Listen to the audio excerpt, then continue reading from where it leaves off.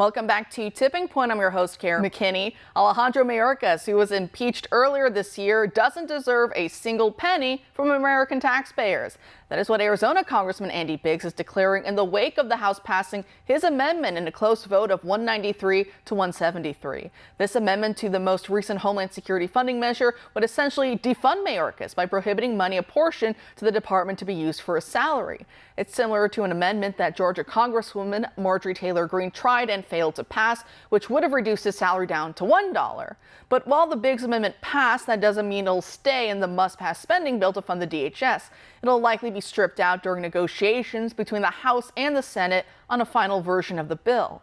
But at least this shows that Republicans are finally starting to understand what must be done in this new age of lawfare and the political weaponization of the government against conservatives. You've got to get in that ring and you've got to fight. And that's exactly what my next guest is doing right now on Capitol Hill by introducing a bill to slash $100 billion in federal spending in response to Congress passing massive foreign aid bills earlier this year. If regular Americans have to balance their budgets to accommodate big purchases, why shouldn't the federal government do the same? It's always easier to spend someone else's money than your own. Joining us now to discuss his bill is Republican Congressman Aaron Bean, the U.S. representative of Florida's 4th Congressional District. Congressman, thanks for being here tonight. Karen McKinney, it is awesome to be back on your show. I couldn't have said it any better myself. Your intro, Mayorkas is awful. We're sick of him. And let me tell you what else people are sick of. Congress's overspending. And that's what this bill hopes to take a baby step to address. You know, I love your energy because that's what we need right now in D.C. Oftentimes it can feel easy, right, to get down and to think, wow, the world's on fire right now. This isn't so great. But I love how you have that enthusiasm that, no, things are bad now, but we can at least go up from here. We can get better from here. So as you talked about, your legislation is called the CUTS Act. It stands for Cutting Unobligated Tumultuous Spending Act. Can you explain for the audience what exactly it does? Well, this is going to, if you're a member of Congress and you're watching this, it may come to a shock to many members of Congress. We have a spending problem.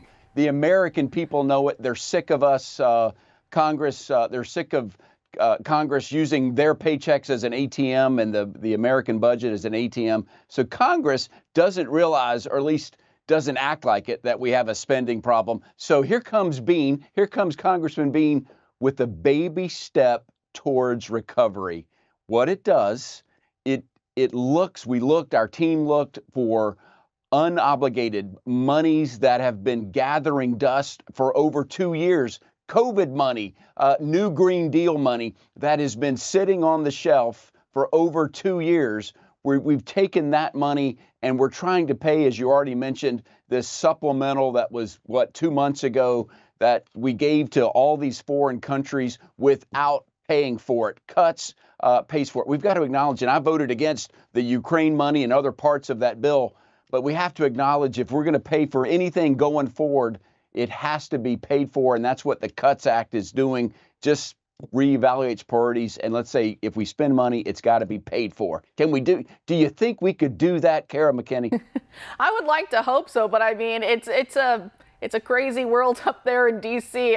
Not you, but a lot of your colleagues, unfortunately, on the Hill, disconnected from reality. It's so easy to spend now and not even to pay later, just never pay. And, you know, that deficit, it keeps growing. And, you know, the deficit doesn't exactly hit us right now, though we are starting to feel it right now with some of the massive spending we saw under COVID, right? Now it's a little bit different because people are feeling it. We're still feeling those aftershock effects from the inflation and therefore from the interest rates having to be bumped up, squeezed up because of it. So a lot of Americans are hurting, and I think that can also help kind of boost enthusiasm for your bill, saying, you know what, we've gone too far, as in Congress has gone too far. It's time to, like you said, take those baby steps back towards sanity, and especially going after unused COVID money or unobligated spending for COVID and the climate initiatives, the new Green Deal type money. Right, I mean, it's really good that you're going after that, right? Because that money, otherwise, it just funds our enemies. And Republicans, we like to fund our enemies a lot. It's time we stop that.